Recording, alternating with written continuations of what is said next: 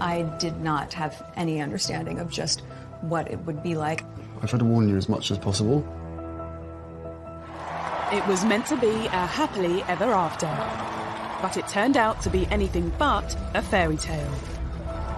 2 years after the nation celebrated, it could not have been a happier, more glorious day. But then things started to go downhill. How has it all gone so wrong? We had this unpredictable couple who were going to do things in a very different way. When did the cracks start to show? The so-called Fab Four dream disintegrated step by step.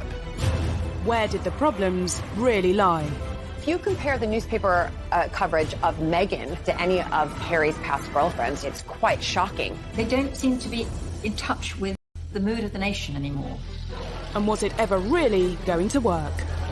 It's not enough to just survive something, right? Like, that's not the point of life. You've got to thrive. As they try to start a new life in LA, they're going to war with an old enemy.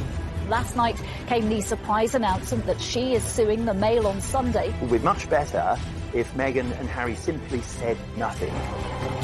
Were the signs of trouble there from the very start? And what does the future hold for Harry and Meghan? How celebrity are they going to become?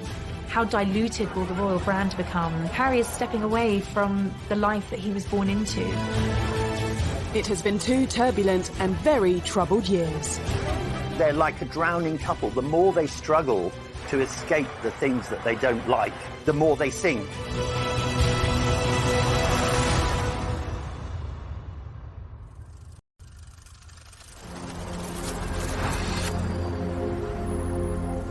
Harry and Meghan have changed the regal backdrop of Windsor for the luxurious Hollywood Hills. We won't be hearing about Harry, Meghan, and Archie and the royal family together as one for, I expect, for months to come until they come and visit over here, or maybe William and Kate and George and Charlotte and Louis will head on over to LA. Wouldn't that be a great photo op? They've also swapped the royal court for the High Court, in a legal battle which highlights so much of what's gone wrong in the past 2 years. Meghan's family issues, their fight for privacy, their war with the tabloid press. The court case could turn into their biggest nightmare. And it all centres on letters written.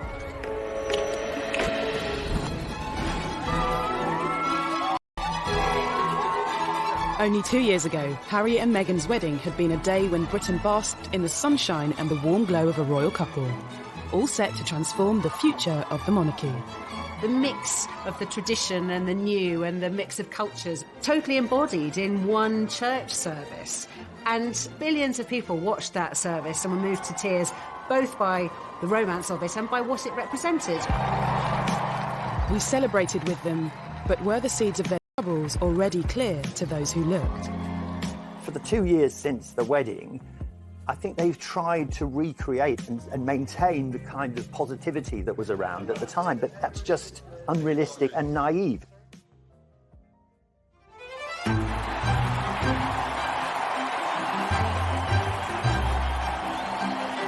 Less than 10 years ago, Harry watched older brother William marry his queen.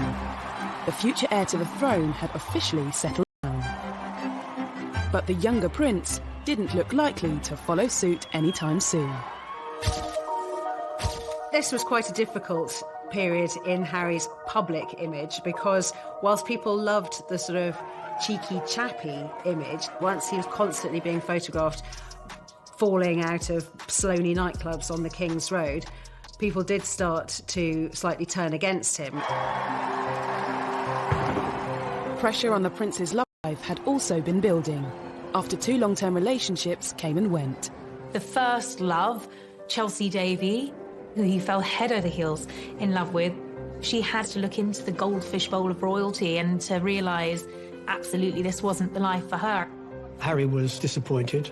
His second relationship with Cressida Bonus, an actor, and she too didn't like the idea of media intrusion. When you marry into the royal family, you have to give up so much individually. as a person, or at least that's what's expected of you. Girlfriend-wise, you know, it's just my private life, so it's a different story. But yes, I am very, very protective. Obviously, it is part of my life. It's something that is part of the baggage that comes with me. I wouldn't say that Harry was unlucky in love. He just hadn't found the right one until Meghan came along.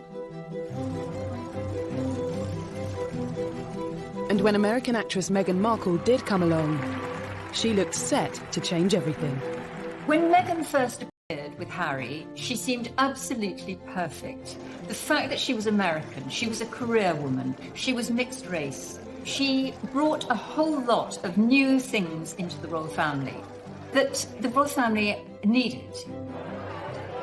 In this strong, striking, confident woman and the scrutiny of being in the public eye. But the nation's favourite prince, with a divorced Hollywood A-lister, raised some eyebrows from the start. Much attention was paid to her mixed heritage. Harry's fallen in love, and there were people happy about that. But then on the other side, there were people, the papers, the mainstream papers and the tabloids, talking about her in a very negative sense. People were already painting her in ways that it was clear they knew nothing about her, but it suited their negative narrative to call her what she's not, without any evidence. It is, and it was, racist. If you compare the newspaper coverage of Meghan compared to any of really Harry's past girlfriends, you know, it's quite shocking. The press has always denied racism. In November 2016, Prince Harry confirmed his relationship with Meghan in a statement telling the tabloids to back off. Looking back, was this an early sign that it wouldn't be business as usual? Harry issued this quite extraordinary statement attacking some sections of the media he wasn't going to tolerate, the kind of invasive techniques that once surrounded his late mother. He couldn't protect his mother because he was only a small boy, but boy was he going to protect Meghan. In the explosive statement released via his press secretary, Harry also asked the media to pause and reflect before any further damage is done. This statement packed a punch. It was Harry speaking in a way that he had never done before, and he was talking about levels of harassment, unacceptable levels of harassment, how Meghan had been the victim of sexist, racist comments and commentary and negative articles. He was clearly a very, very angry man, and actually, to a degree, he had a right to be. Prince Harry has always had a level of mistrust towards the media. But this was one fight that was always going to have an unhappy ending. The palace thought it was unnecessarily antagonistic, and as though Harry was somehow spoiling for a fight. He went about it in an aggressively confrontational kind of way. You cannot control the media. The Queen has managed to reach a position where she's very rarely criticised, because when she, in the past, has occasionally been criticised, she says nothing. It would be much better if Meghan and Harry simply said nothing.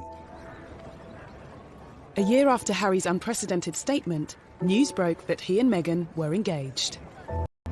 The nation's favourite younger brother decided to give us all some good news today by announcing he was to marry the likeable Meghan Markle.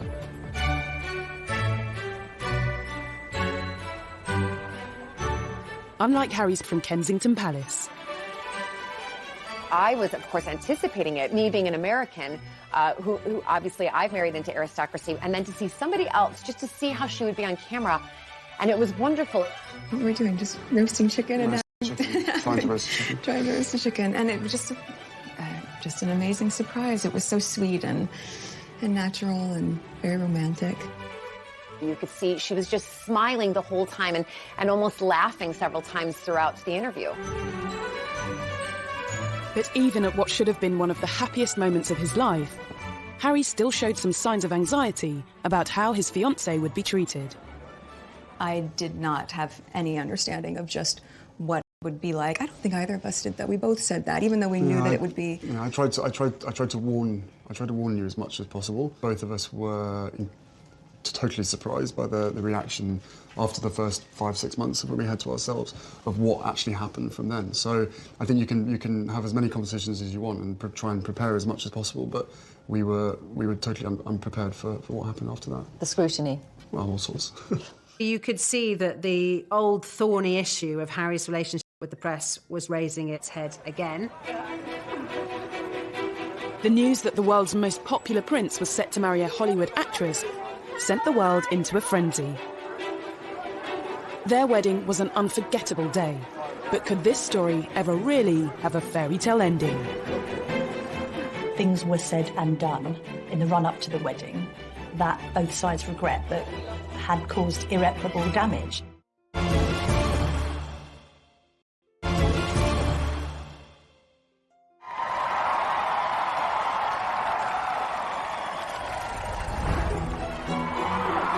On the 19th of May 2018, the eyes of the world were on St George's Chapel in Windsor.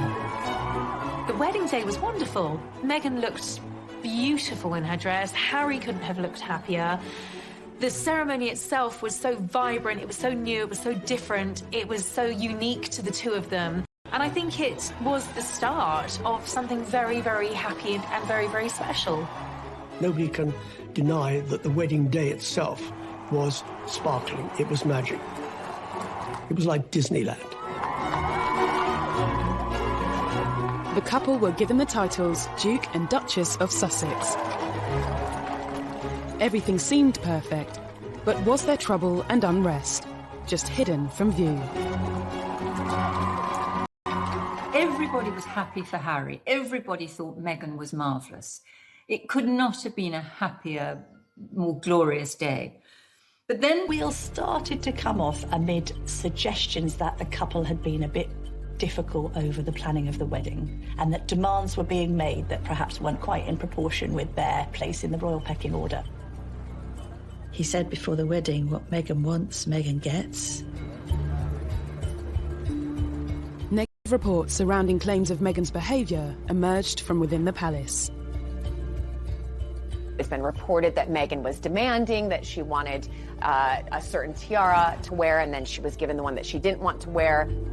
And claims Meghan rowed with Kate's staff, which were denied by Kensington Palace. Meghan just didn't like any pressure, and on a couple of occasions she actually told staff not to interfere. It was none of their business.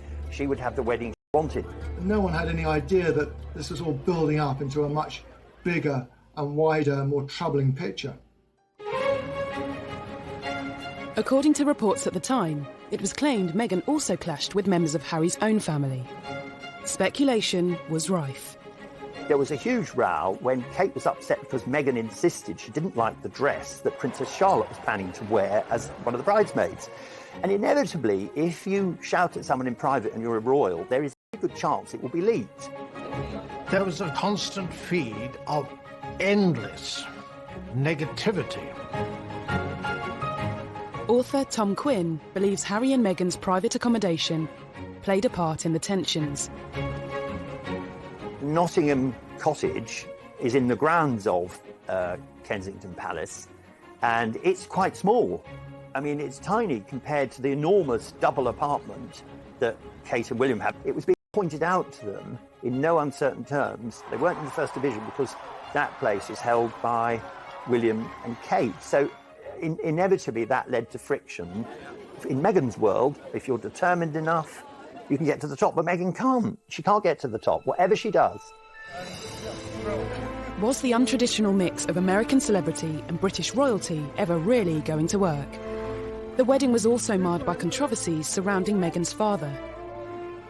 We're talking a global wedding for millions to see across the world. People are anticipating this, and what's being reported day after day to the lead up of the wedding is about her father, Thomas Markle, and is he going to come over and walk her down the aisle? Are they speaking? Have they spoken? There was the whole farcical business of Thomas saying, I can't come to the wedding, but then photographs suddenly appeared, taken by a paparazzi, showing Thomas Markle being measured for a suit, looking at a book about English landmarks. And these pictures were sold all over the world to the huge impact.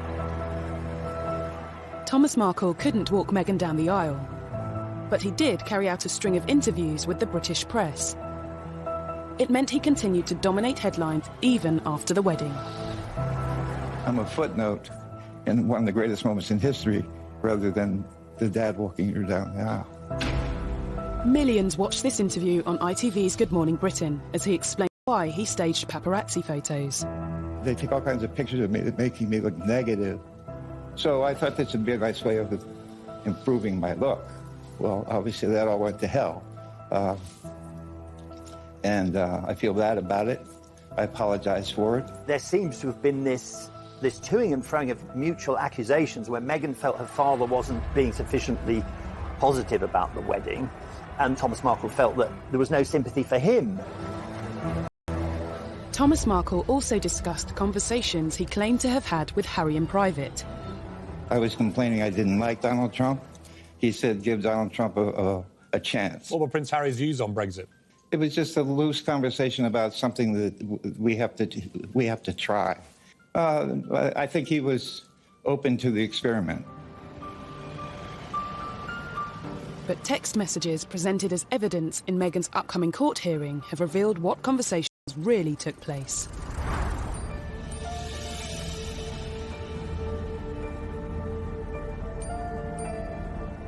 We now know what Harry was really thinking as newly revealed texts from him just before the wedding warned Meghan's father about talking to the media.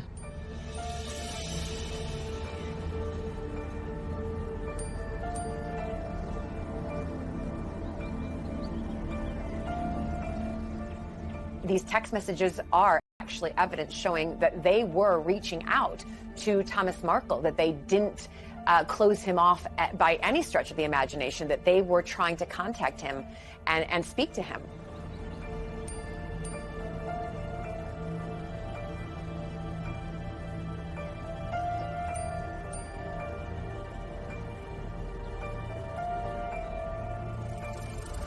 The private messages also showed how Meghan made attempts to speak with her father.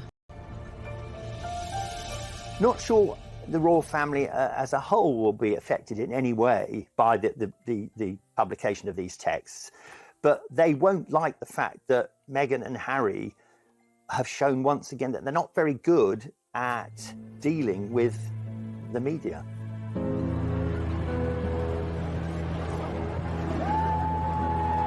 Evidence given to the High Court also confirmed that Thomas Markle hasn't been in contact with Meghan. 2 years on, the extraordinary messages have lifted a lid on private royal conversations that are now being showcased to the public. Right now, Meghan and Harry are thinking, we're just going to release everything to prove to everybody what exactly and really did happen. I think that now that they have moved thousands of miles away from home, that they're not supported by that palace PR machine, they're more vulnerable, they are more at risk, they're more exposed now than ever. Debate over Meghan's relationship with her father was another problem in a growing list of troubles that followed the wedding. Could the most troubling issue of all be Harry's fallout with his own brother? One of the things that unquestionably adversely affected the relations between Harry and William, who were so close for so many years, was a series of rumours after the wedding. William expressed doubts to Harry whether or not he was too quick in being engaged to Meghan. There was a brotherly discussion, which I think was voiced out of concern from William, but was misinterpreted as a lack of support. Things were said and done in the run-up to the wedding that both sides regret, but had caused irreparable damage. That's Harry. He's quite a headstrong, impulsive young man. He's much more like his late mother than William, who considers things and is, in that regard, is more of a Windsor and more like his father.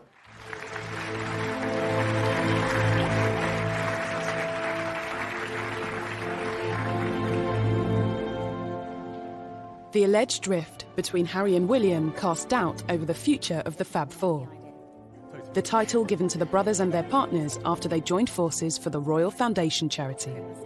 They looked amazing, they were all similar ages, and they all had, it looked like a common purpose to make the royal family younger, more modern, more diverse, more approachable, more empathetic. All of those things worked very, very well for a brief period, and then the cracks started to show.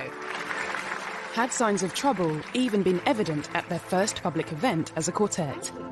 Okay, the last thing you disagreed on, how do you resolve it? I can't remember, they come so thick and fast. But is it resolved? We don't know. Oh, we don't know. Well, you're putting on a great show if it's not. The so-called Fab Four dream disintegrated step by step. Despite the troubles within their family, it wasn't long before news broke that the Duke and Duchess of Sussex was starting their own. The real crunch came when Archie was due to be born. Even before the birth, Meghan's celebrity lifestyle... Now, nothing wrong with going to a baby shower. That's what Americans do. We don't do it so often in the UK, but they do it in America. It's a common practice. But she flew over a private jet. What's wrong with a commercial jet? It was the first sign of breaking with royal tradition, and there would be more to come. They wanted to do things very differently. All right, so far, but things then got a bit laughable. All the little signals meant a breakup with the royal family was inevitable. And now suddenly we had this unpredictable couple who were going to do things in a very different way.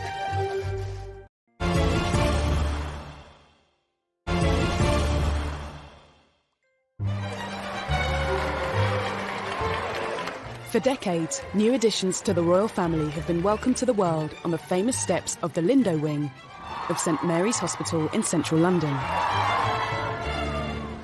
But not when it came to Harry and Meghan's first child, Archie. I'm very excited to announce that Meghan and myself had a baby boy early this morning, a very healthy boy. The first public glimpse of the royal baby came 2 days after he was born. I mean, I have the two best guys in the world, so I'm really happy. He has the sweetest temperament. He's really calm and... Who gets that from? They were not going to follow the usual pattern of a royal birth. They wouldn't say, A, where the baby was going to be born, or when it was born. They would make the announcements on their terms, at a time that suited them. But at the same time, they were members of the royal family and they had accepted £2.4 million to renovate their house in Windsor. I think the public felt that they had a right to get excited about the birth, to maybe wait outside the hospital, wait for a glimpse of mother and baby and father to come out. When the public was denied that, that really rattled the press. They didn't like it. As well as denying the papers a front-page picture, Harry and Meghan also kept their choice of godparents private. Looking back, a telling sign that big changes were on the horizon. I think that this was their way of saying, oh my gosh, the more we give to the press, the more they take and write not very kind articles about people or about our lives. So they just thought, we're going to start stepping back so that they have nothing to write anything damaging about. But it was very much Harry and Meghan not just wanting to do their own thing, but wanting to say, we're signalling a change. Things are not going to be the same anymore. We're an independent unit. The couple had already begun forging their own path, moving from Kensington Palace to Windsor in time for Archie's birth. Then, a month later, they split from William and Kate's Royal Foundation, marking the end of the Fab Four. Their appearance 18 months earlier at a Royal Foundation forum proved to be the first and last time the quartet would appear at such an event together. Do you ever have disagreements about things? Oh, yes. Can you really have four very big personalities with different backgrounds, with Meghan and Kate, and different futures with William and Harry? Can they really be a cohesive group that can work very happily together? They probably should have separated at the very beginning and not tried to be a quartet.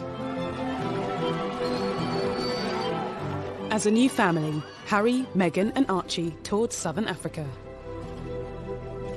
I wanted to ensure that our first visit as a family, with my wife by my side, focused on the significant challenges facing millions of South Africans. Many of their troubles seemed to disappear. They got very positive press in southern Africa. That went down incredibly well. They couldn't have done it had they written the script themselves. Couldn't have been better. They were the golden couple sprinkling fairy dust all over southern Africa. And then at the end of that tour, they completely shot themselves in the foot. This led to the ITV documentary where they talked about being so deeply unhappy as senior members of the royal family, which hit the world like something of a thunderbolt. In a revealing documentary, Harry and Meghan expressed their true feelings and the problems bubbling under the surface. There's been a lot of talk in the press about rifts with your brother. How much of that is true? Look, we're brothers. We'll always be brothers. We're certainly on different paths at the moment, but I will always be there for him, and as I know, he'll always be there for me. I don't know what the impact on your physical and mental health of all the pressure that you clearly feel under. Thank you for asking, because not many people have asked if I'm okay. It's not enough to just survive something, right? Like, that's not the point of life. You've got to thrive, you've got to feel happy, and I think I really tried to adopt this British sensibility of a stiff upper lip. She did really try to adapt this British stiff upper lip, keep calm and carry on, you know, never complain, never explain. But let's remember, she's American. We like to complain and explain. Rather ill-advised in my view, because, you know, he talked about how, you know, grim their lives were against a backdrop of one of the most benighted and poorest parts on the globe. Wasn't enough. They also wanted to send a message to the tabloids. While Harry and Meghan were 5,000 miles from home last night, came the surprise announcement that she is suing the Mail on Sunday for publishing a private letter she wrote to her estranged father. Harry's bombshell statement at the end of that tour announcing that his wife was taking legal action against a newspaper, and really, well, a character assassination, I suppose, on the British media. No one expected it to end like that. Harry and Meghan were very publicly sharing their troubles with the world, and the world lapped them up. I think that part of the fascination and the outrage thrown at Harry and Meghan is probably deeply rooted in jealousy in some part, right? People don't want to accept that. Be it ordinary people like you and I, or, you know, high-profile people who just want to get in there. People think that Harry and Meghan is the next, I don't know, chapter or episode of Netflix's The Crown. No, these are real people. At Christmas, Harry and Meghan did things their own way again. They spent Christmas in Canada, not Sandringham. The only other time Harry had missed Christmas with the Queen was when he served in Afghanistan. And just 2 years earlier, the royal family had broken protocol to invite Meghan to the celebrations. Meghan was invited to Sandringham for royal Christmas before they were even married. She is the only royal girlfriend to have been afforded that privilege. So I think the royals went above and beyond and did everything they possibly could to make her feel at home. But their decision to skip Sandringham in 2019 was a clear sign of an imminent and much bigger decision. Once Harry and Meghan had gone to Canada for Christmas, once it became clear that they'd taken their dogs with them, it became very, very obvious that they weren't coming back anytime soon. Just before Christmas, he and Meghan decided to have a pause and think about what they wanted to do. They went off to Canada, and when they came back, it was announced early in 2020 that they were going to remove themselves from royal life.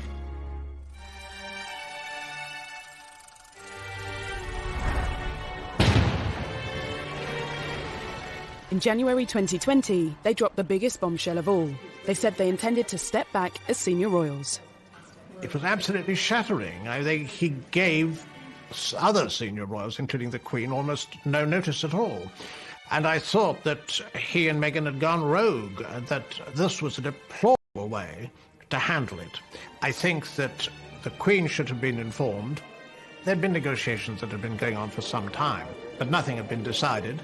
And he was told to commit his ideas to paper, and he responded, well, no, if I do that, it'll just end up in the newspapers. Essentially, on one hand, you had a royal family feeling that they were being bounced into making a decision on the couple's future, and the couple being very frustrated that the palace machinery wasn't quick enough to respond to their desire to change things. For many, what became known as Megxit now seems like it had been inevitable from the start.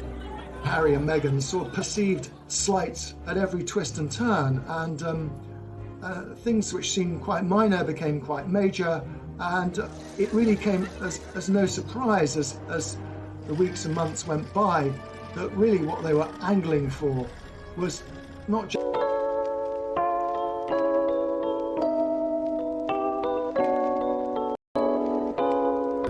Harry is? I don't know, it fluctuates. It depends on what the media want to write, I suppose. That feeling only grew when he and Meghan became a couple. Anything, positive or negative, it just didn't make sense. Being part of this family in this role, in this job, every single time I see a camera, every single time I hear a click, every single time I see a flash, it takes me straight back.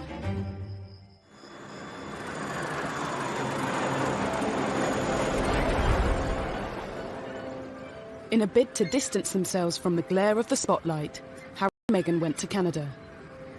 I think the reason for this whole upheaval, I suspect, was that Meghan was unhappy here and Harry wanted to protect her and to make her happy. And I think she was unhappy probably because she had made some very big life changes in a very short space of time. She'd left her job, she'd left her country and all her support network in America. She had come to a new country, she'd married into a big family, and she'd taken on a new job, and she had had a baby. All of these things are huge events, and they'd happened in under 2 years. People had been putting the dots together and working out that actually they hadn't just gone for a long Christmas break. They really had escaped, as far as they saw it, and had no intention of coming back. There was shock in the wider British public. I think there was dismay and great sadness that it seemed so drastic. Any plans for an easy transition across the Atlantic soon hit controversy. Canada said it would not foot their security bill following their change in royal status. Security has always been so important for Harry, and he's stressed this throughout the negotiations. But this will be extremely costly. It's like a sort of daydream. It's like a dream of an ideal world where they can have a private life and they'll be able to do whatever they want. There wasn't an easy way for them to be half in and half out royals. Just days before their royal status was officially due to end, Harry and Meghan's plans, as US borders threatened to close amidst the coronavirus breakout, Harry, Meghan and Archie made a dash for California.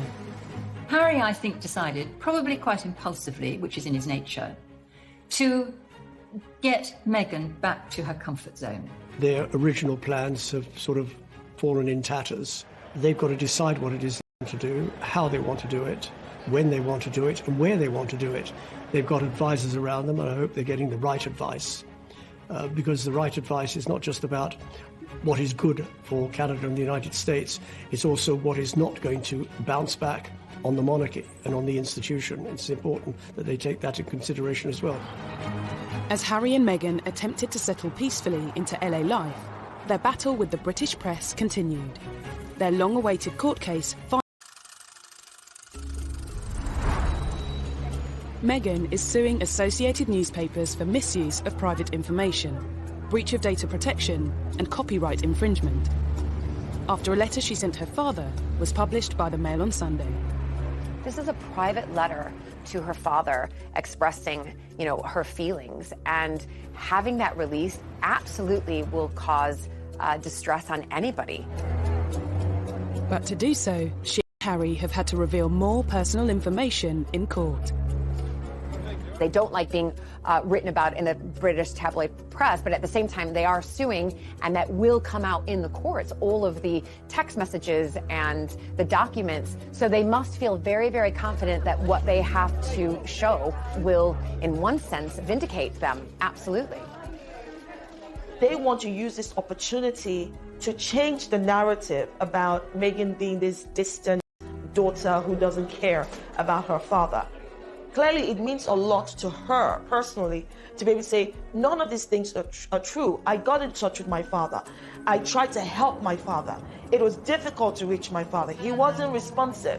The reality is that they have to do this. And whether they win the court case or not, they're the first to do it, and I think that means a lot. The first round went in favour of the Mail on Sunday, with the judge dismissing some of Meghan's claims against the publisher, including allegations that it acted dishonestly. The judge threw out, in the preliminary hearing, threw out some of the allegations that Meghan and Harry had made against the Mail. He described them as irrelevant, just not part of anything the law could look at or decide on. But that was just the opening battle. When the case goes to trial, it could all get really uncomfortable. If you want less press intrusion, yet you launch court cases against the press, this could lead to the ultimate horror, and that would be that Meghan could appear in court, at least in theory, against her father, Thomas, who has contributed to a great deal of the adverse publicity that they've received. That would be a global news story and be truly bizarre. On top of Meghan's legal action, Harry has also filed a lawsuit against The Sun and the Daily Mirror for alleged phone hacking. I think Harry doesn't really like the press, and I think he often puts on a smile and a brave face, but deep down there's a loathing there. He's obviously trying to be specific with the Mail on Sunday's publication of Meghan's letter, and indeed he's being specific on hacking. If legal proceedings weren't enough, the pair have written an open letter to the Daily Mail, The Sun, the Daily Mirror and the Daily Express, signalling they're to expect no corroboration and zero engagement. Immediately it was picked up by the tabloids and made into a story itself, and it made Meghan and Harry also, it made them seem petulant. They'll dig around even more furiously now for the sort of information that Meghan and Harry don't want to come out, so it will have the opposite effect from the one intended. The choices he's going to have to make moving forward. But that absence of palace protection, which he did find frustrating, there is a sense that even before Meghan was on the scene, he was growing sick and tired of being told what he couldn't do by the palace. I'm not quite sure what it is that they want. You're taking on a big beast if you go to war with the tabloids. They are very powerful, and they have the ability to make or break. The months to come are going to be crucial for Harry and Meghan as they start a life away from the royal family and attempt to leave their troubles in the past. I think they are tremendously happy together, but there's a question that this is at a very high price. Harry and Meghan's life as a married couple at the forefront of royal duties in Britain lasted just 2 years. The couple's new life is here, Los Angeles. But it hasn't taken long for reports to emerge claiming Harry feels his world has been turned upside down and that he misses the military. When he did leave, he clearly wasn't ready or willing or able to completely sever those ties, which is why he's continued not just with some honorary titles and sort of bells and whistles jobs, but he wanted to really continue to support particularly injured servicemen, both with the Walking Charity and with the Invictus Games. And that has obviously brought him a lot of happiness. I think that's the thing he's going to miss the most now that he's not in the UK.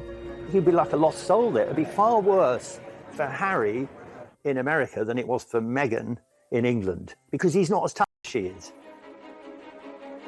It seems for Meghan, there's no place like home. If you look at the photos when we were first kind of introduced to Meghan, she was in yoga leggings, she was in her Ugg boots, she was casual, and then all of a sudden she moves over here and she's in, stockings, or as I would say, pantyhose, wearing a dress, having to wear a hat, full hair and makeup, heels all of the time, and all of a sudden they've gone back to North America and she's back in her yoga pants and, her comfy boots and casual, and going back to how probably she has been living her whole life apart from this little blip when she was living here for, less than 2 years. Harry and Meghan are no different from some of us that pack up our bags and go live in Australia or New Zealand or move to South Africa or decide whether or not you're getting what you want from the place. And maybe they plan to be there for a short while, for a long while. I don't know. And can I be honest? It's not my business. While the couple have been stateside, there have clearly been some things they've missed back in the UK. Reports claim Harry is back in touch with William, and the whole family video called the Queen. They did the Zoom call, on the Queen's 94th birthday with Archie, and, that was, accurately reported. This is her grandson. This is her great-grandson. So the Queen's always going to have a connection with Harry and vice versa. Even that was reported in two ways. Some viewed it as a cynical PR move. Others said Harry and Meghan can't win. They were simply showing they've not forgotten their family. I think Harry loves his grandmother, the Queen, and he won't want to do anything to embarrass her. I think that will be in his mind first and foremost. along with protecting Meghan and Archie. Harry and Meghan may have very little control over what is written about them. But with a new bombshell biography on the horizon, is this a sign that they are trying more than ever to be authors of their own future? A tell-all book would really quite shock everybody. I don't think that they're really even worried about the damage to their reputation.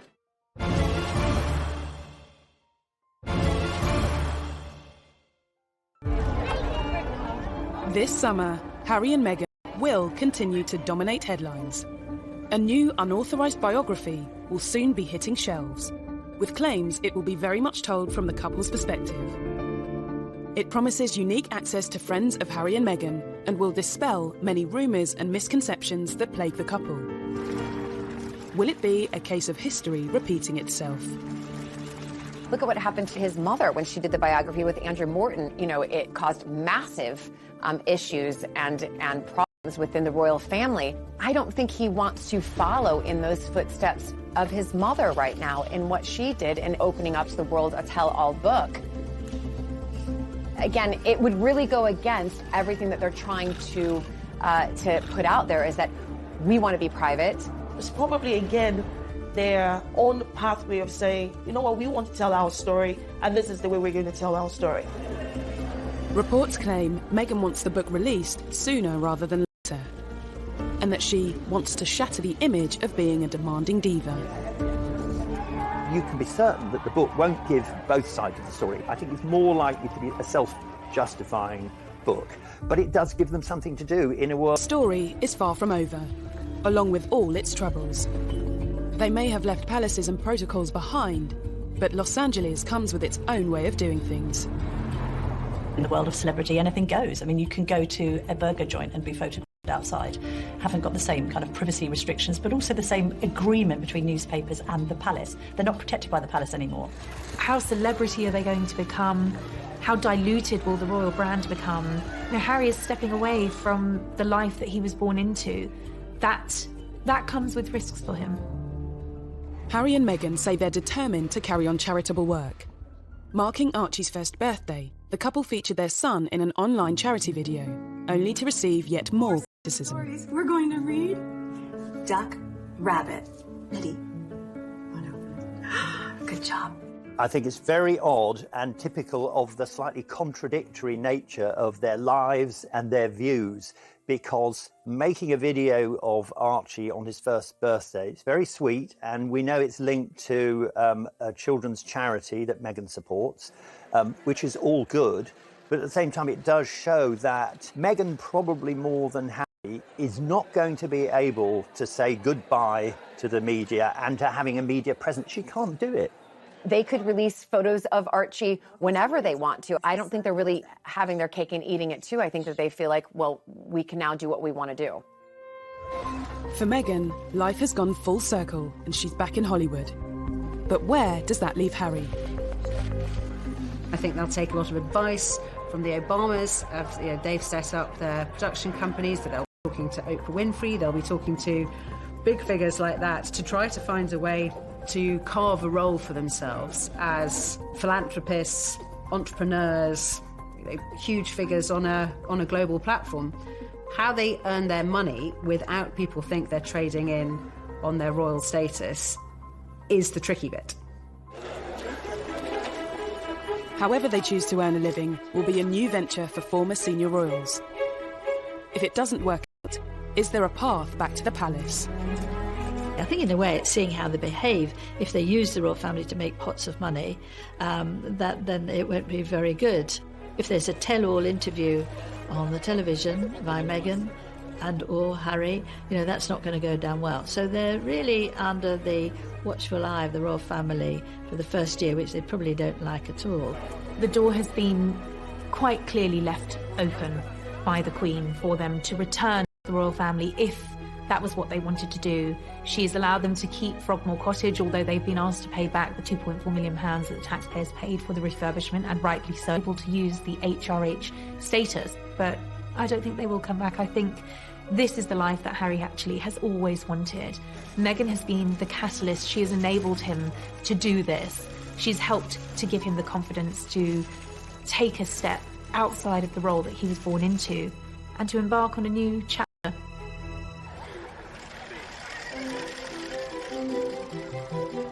They may be at the start of a new chapter, but it's been a troubled 2 years for Harry and Meghan. Looking back, were there signs of trouble from the start? And looking to the future, are there signs of more trouble yet to come? Harry was intent on a different path, clearly. I mean, I don't think he deliberately set out to upset the public, and quite possibly he hasn't. Although I do think a lot of people have become rather disenchanted with him and her over what has happened subsequently, and he is not quite the popular figure that he once was. No matter what, someone is going to be criticizing them, no matter what they do. They have this wonderful platform and they know it. I don't think they're getting very good advice at the moment, and I don't think they are thinking a lot of these things through. Harry and Meghan are no different from any other couple out there. This is one of the fights that they have to undertake together. He said nothing. Were the signs of trouble there from the very start? And what does the future hold for Harry and Meghan? How celebrity are they going to become? How diluted will the royal brand become? Harry is stepping away from the life that he was born into. It has been 2 turbulent and very troubled years. They're like a drowning couple. The more they struggle to escape the things that they don't like, the more they sink.